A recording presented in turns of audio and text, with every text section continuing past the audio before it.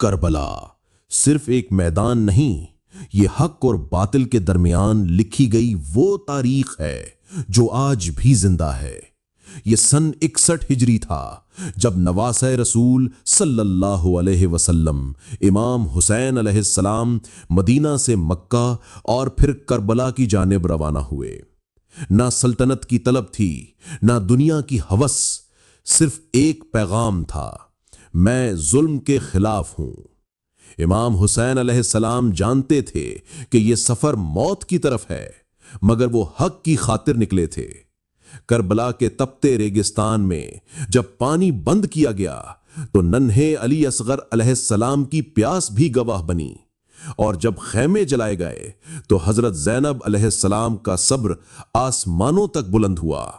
یہ کوئی عام جنگ نہ تھی، یہ ایک قربانی تھی جو قیامت تک انسانیت کو جگاتی رہے گی۔ حسین نے سر کٹایا مگر ظلم کے آگے سر نہ جھکایا۔